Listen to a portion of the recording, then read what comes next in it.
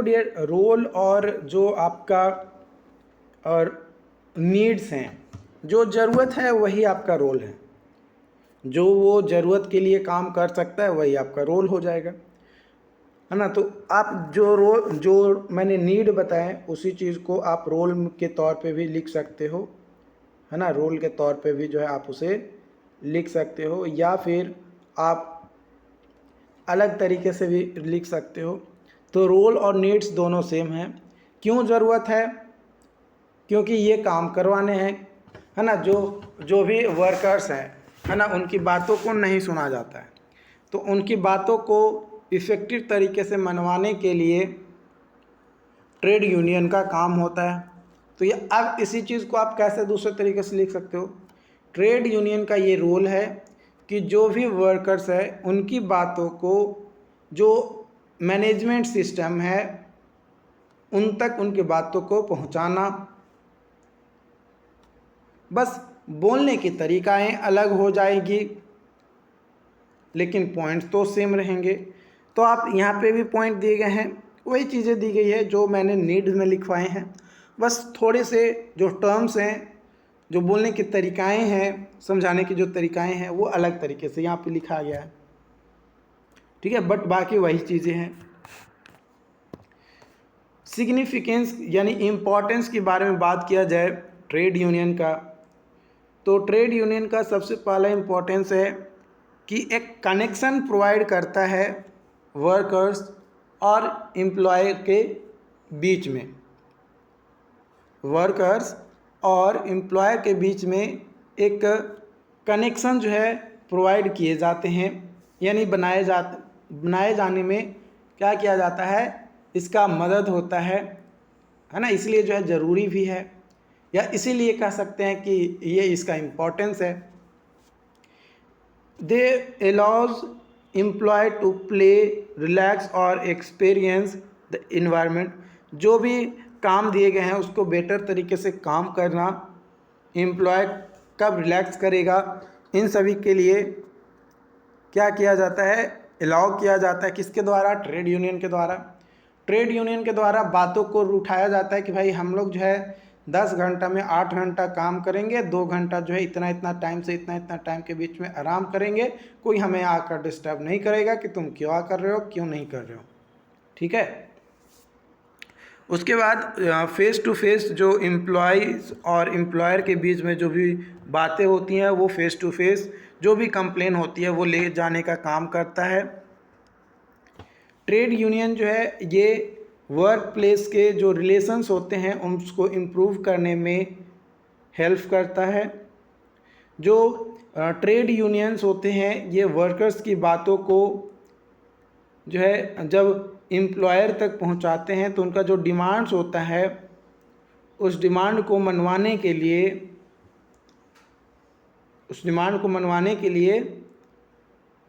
Trade union का ही मदद होता है। जो भी एम्प्लॉय का डिज़ायर होते हैं उन डिज़ायर्स को प्रॉपर तरीके से समझना, जानना और उसके बाद एम्प्लॉयर तक उसको पहुंचाना। एक इंटरेस्ट, मान लो कि कोई ट्रेड यूनियन है वो ट्राई करता है बेटर फाइनेंशियल सर्कमस्टांसेस को, ताकि जो भी वर्क फोर्सेस किए जा रहे हैं यानी जो भी आपका एम्प्लॉय काम कर रहा है उसको एक बेटर सैलरी मिले, ताकि वो अपना जीवन यापन जो है अच्छे तरीके से कर सके, है ना। ये ना कि कोई एम्प्लॉय को 2000 सैलरी मिल रहा है तो किसी को 5000 सैलरी मिल रहा है, ऐसा नहीं है। ये डिस्क्रिमिनेशंस भी नहीं होने चाहिए। जो जिस पोस्ट पे काम कर रहा है उस पोस्ट के अकॉर्डिंग जो एक व्यक्ति को अगर 5000 दिया जा रहा है तो दूसरे व्यक्ति को भी 5000 दिया जाए। यही जो है आपका ट्रेड यूनियन का काम होता है कि भाई किसी भी वर्कर के साथ डिस्क्रिमिनेशंस ना किया जाए और ना ही सेक्सुअल हैरेसमेंट जो है किए जाए। सेक्सुअल हैरेसमेंट का मतलब क्या होता है कि अगर कोई फीमेल है और कोई मेल है तो उसको हैरेस नहीं किया जाए कि भाई आप ये काम नहीं कर सकते हो, आप ये काम नहीं कर सकते हो, इस तरीके से उसे नहीं बोला जाए। देखो, बीइंग एन इंजीनियर, आप अभी अपने कॉलेज में होंगे, आपकी महिला मित्र भी होंगी, है ना, आपकी महिला मित्र भी होंगी, आपकी महिला सहपाठी भी होंगी, तो उनमें आपका डिस्क्रिमिनेशन नहीं होना चाहिए कि भाई हम जो है लड़का हैं तो हम ये काम पहले करेंगे, तुम लड़की हो तुमको ये काम पहले नहीं करना है, ऐसा नहीं होना है। जो soft skills and interpersonal communication जो सब्जेक्ट्स हैं, इसमें मैंने यही चीज़ बताया है। क्योंकि बीइंग एज एन इंजीनियर और अ प्रोफेशन, आप एक इंजीनियर हो, चाहे आप फीमेल हो चाहे आप मेल हो, आप एक क्या हो, इंजीनियर हो, ठीक है। तो being an engineer you are neither a female nor a male, okay.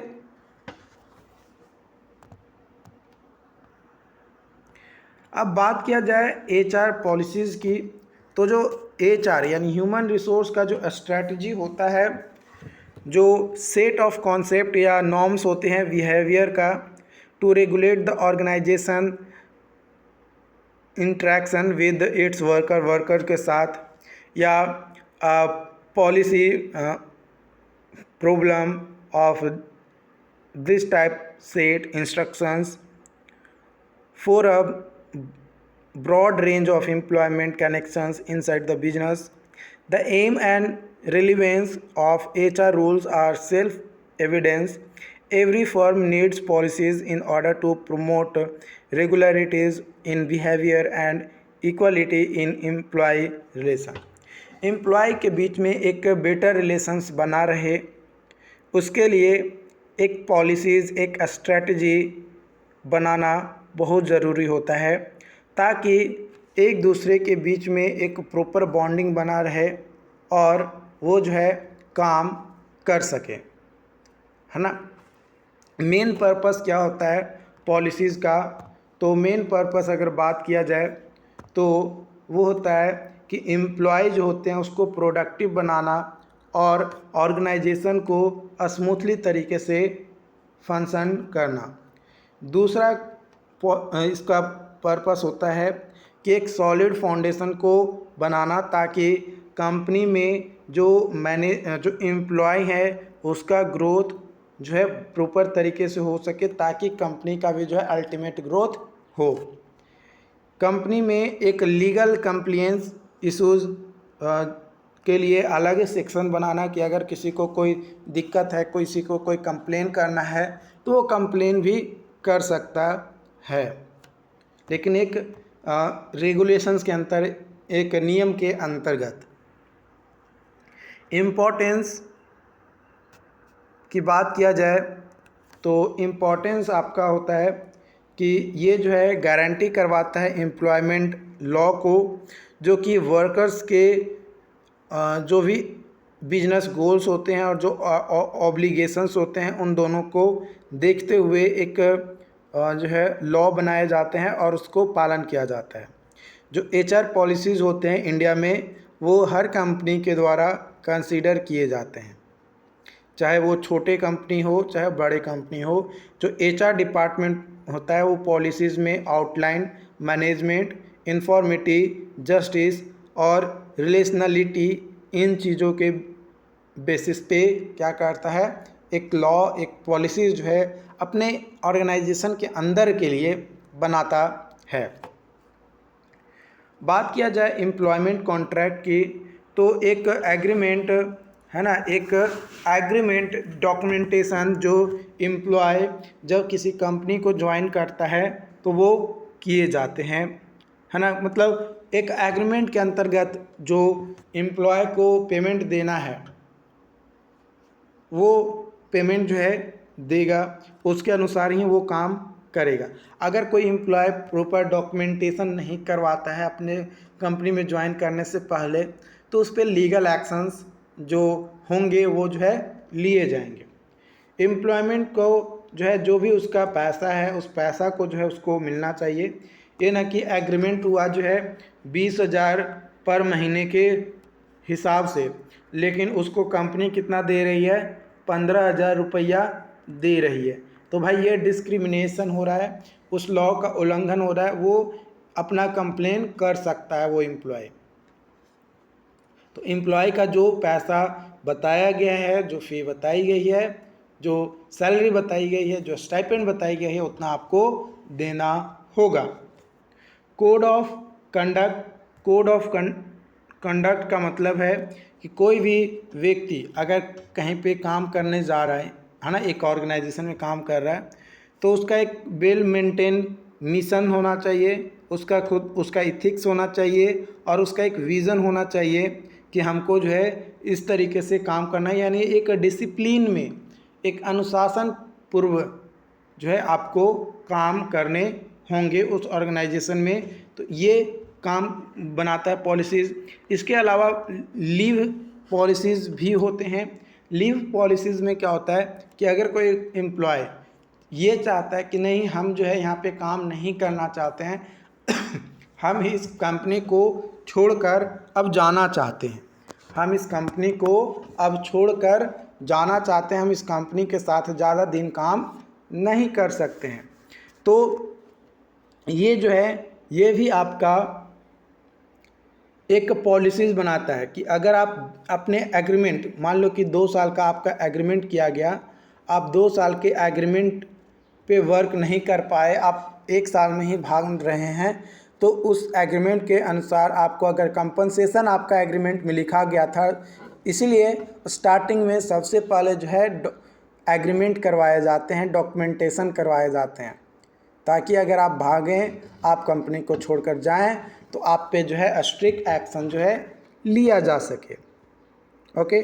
Employ provident fund, अगर कोई व्यक्ति है जिसका रिटायरमेंट समय आ गया है, तो उस पल में आपको जो है एम्प्लॉय को एक फंड जो है दिया जाता है, ताकि वो अपना जीवन यहाँ पर लंबे समय तक क्या कर सके इस ऑर्गेनाइजेशन को छोड़ने के बाद।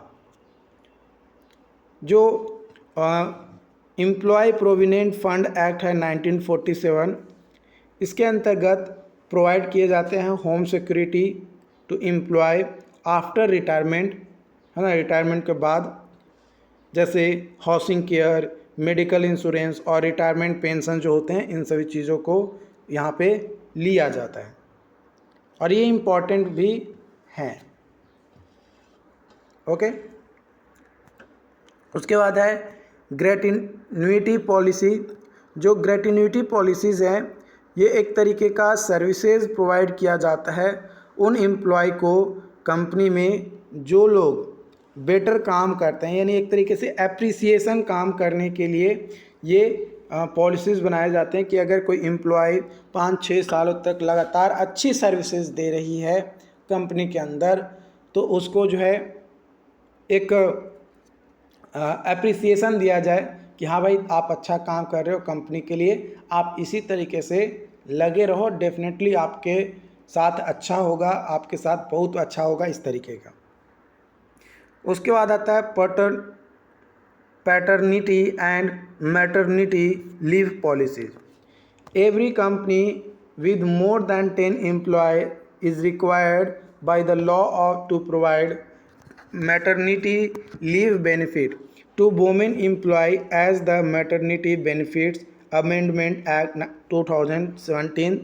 Any woman who has worked with a company for 80 days is entitled to receive their benefits. अगर कोई वोमेन है, लड़कियां हैं, औरतें हैं, वो 80 दिनों तक किसी कंपनी में काम कर रहे हैं, तो लगातार कर रही हैं, तो उनको जो है ये जो मैटरनिटी लीव बेनिफिट्स हैं, वो जो है उनके लाभ पाने के लिए एलिजिबल हैं। According to the act, pregnant working woman is eligible to get minimum 26 weeks of paid leave for first 2 child and subsequent 12 week for unpaid leave, है ना। 26 सप्ताह तक उसको पैसा देकर जो है छुट्टी दिया जाए, और 12 महीने जो है बिना पैसे दिए हुए उसको छुट्टी दिया जाए। अगर कोई महिला प्रेग्नेंट है यानी माँ बनने वाली है, अगर कोई महिला माँ बनने वाली हैं तो उनको इतना जो है छुट्टी मिलना चाहिए। ये भी जो है पॉलिसीज़ बनाए गए हैं, ठीक है। ये अमेंडमेंट कब किए गए थे? 2017 में। उससे पहले भी थे लेकिन उतने इफ़ेक्टिव नहीं था, लेकिन 2017 के बाद इफ़ेक्टिव हुआ। सेक्सुअल हैरेसमेंट, सेक्सुअल हैरेसमेंट अगर कोई वर्क प्लेस पे हो रहा है तो उसको कंट्रोल करना HR मैनेजर पॉलिसीज़ बनाते हैं, रेगुलेट करते हैं, ताकि किसी भी वुमेन को सेक्सुअली हैरास ना किया जाए या किया जाए। देखो मेनली जो महिलाएं होती हैं उनको ही जो है सेक्सुअली हैरास किया जाता है। सेक्सुअली हैरास कई तरीके से आपके हो सकते हैं। पहला तरीका होता है कि वो कोई औरत या कोई महिला किसी ऑर्गेनाइजेशन में काम करने आई है ना, तो वहाँ पे बोल दिया जाता है कि आप महिला हो तो आप बस सिर्फ कॉपी कलम से नोट डाउन करते रहो, इसके अलावा तुमको और काम करने की ज़रूरत नहीं है, तुम इससे ज़्यादा कुछ काम भी नहीं कर सकती हो, ठीक है। लेकिन कई बार जो है सेक्सुअली हैरेसमेंट आपका इस तरीके से भी होता है कि मान लो कोई मैनेजर्स है और कोई एम्प्लॉय महिला हैं तो सेक्सुअली सीड्यूस करते हैं, ठीक है। सेक्सुअली सीड्यूस का मतलब होता है, सिंपली आप ये समझो कि आपको कोई महिला हैं जो किसी कंपनी में काम कर रही हैं, तो उनको देखकर उनको ताड़ना है ना, उनको अलग तरीके से टच करना, मतलब एक निगेटिव इंटेंट के साथ टच करना। देखो एक नॉर्मली आप किसी महिला को टच कर रहे हो तो वो नॉर्मल है, बट एक इंटेंट के साथ कि हम इस पर्पस से आपके साथ जो है टच करना चाह रहे हैं तो वो गलत है। एक निगेटिव इंटेंट का मतलब क्या, कि हम आपके साथ सोना चाहते हैं, और कोई भी महिला अगर उसकी इच्छा ना हो और उसके विरुद्ध आप काम कर रहे हैं तब तो फिर भाई दिक्कत है, आप सेक्सुअली हैरेस कर रहे हैं। लेकिन अगर उसकी इच्छा है और फिर आप कर रहे हैं तो कोई दिक्कत नहीं है। तो ऐसे भी बोला जाता है ना, जब दोनों राजी हैं तो तीसरा आकर उसमें क्या करेगा, दोनों की राजी है, राजीनामा है, तो फिर कोई कुछ नहीं कर सकता है, ओके। लेकिन अगर आप किसी महिला के राजी के बिना आप काम कर रहे हैं तब तो भाई वो दिक्कत है। तो according to sexual harassment act 2013 जो कंपनी है must implement the proper step to protect women employee and intern as well as any women who visit the company. अगर कोई वुमेन कंपनी में विजिट कर रही है, करने आई है, या कोई इंटर्न के तौर पे काम करने आई है, या वहाँ पे का एम्प्लॉय है, तो उसको प्रॉपर स्टेप के साथ उसको प्रोटेक्शन मिलना चाहिए। Sexual harassment policies to address harassment complaints by women employee activities. जो भी वुमेन एम्प्लॉय एक्टिविटीज़ है उसमें अगर कोई कंप्लेन जाता है सेक्सुअल हैरेसमेंट को लेकर तो उस पर स्ट्रिक्ट एक्शन जो है लिया जाए, ये जो है यहाँ पे इसका काम होता है, okay. This include setting up the internal complaint committee in every company across the 10 employee mark to look into the sexual harassment complaint by the women at the work place. अगर वर्क प्लेस पे कोई sexual harassment किए जा रहे हैं तो उसका complain जो है वुमेन कर सकें, वुमेन जो एम्प्लॉय हैं वो कर सकें। उसके बाद आता है adaptive work culture. Adaptive work culture जो पॉलिसीज़ है इसमें क्या होता है कि एक फ्लेक्सिबिलिटी एम्प्लॉय को प्रोवाइड किया जाता है ताकि वो जिस तरीके की वर्क कंडीशंस है वो उसको एडॉप्ट कर सके, है ना। मान लो कि नया टेक्नोलॉजी आया तो नया टेक्नोलॉजी एम्प्लॉय सीखे, उसके लिए वो इंटरेस्टेड हो, उसके लिए वो इच्छुक हो, तो वर्क कल्चर में एडॉप्टिव वर्क कल्चर जो है होना चाहिए किसी भी ऑर्गेनाइजेशन के अंदर। किसी को ज़बरदस्ती ना बोला जाए कि भाई तुमको ये सीखना ही है, तुम नहीं सीखोगे तो हम तुमको जॉब से निकाल देंगे, ऐसा नहीं है। वर्क एडॉप्टिव होने चाहिए, एम्प्लॉय को भी इंटरेस्ट होना चाहिए कि हाँ हम इस फील्ड में हम भी अपने इंटरेस्ट दिखाना चाहते हैं। ओके, उसके बाद आता है एम्प्लॉयमेंट टर्मिनेशन पॉलिसीज़। कब कोई एम्प्लॉय को टर्मिनेट किया जा सकता है, उसकी भी एक पॉलिसीज़ होती है, उसका रूल्स रेगुलेशन बताए जाते हैं कि अगर आप इस तरीके के काम करोगे, जैसे सेक्सुअल हैरेसमेंट है, अगर कोई सेक्सुअल हैरेसमेंट के दौरान किसी फीमेल को या महिला को सेक्सुअली हैरास कर रहा है और वो सही पकड़े जाता है, तो उसको कंपनी से मतलब एक अगर पॉलिसीज़ बना दिया गया कि आप अगर सेक्सुअली हैरेस करते हुए पकड़े जाते हैं तो आपको कंपनी से निकाला जाएगा, तो आपको निकाल दिया जाएगा। मतलब टर्मिनेशंस का आपको कब बाहर किया जाएगा किसी कंपनी से, उसके लिए एक रूल्स रेगुलेशन जो है बनाए जाते हैं, पॉलिसीज़ बनाए जाते हैं। अगर उसके अंतर्गत आप काम कर रहे हैं तो कोई दिक्कत नहीं है, उससे बाहर आप जाइएगा, आपको बाहर कर दिया जाएगा।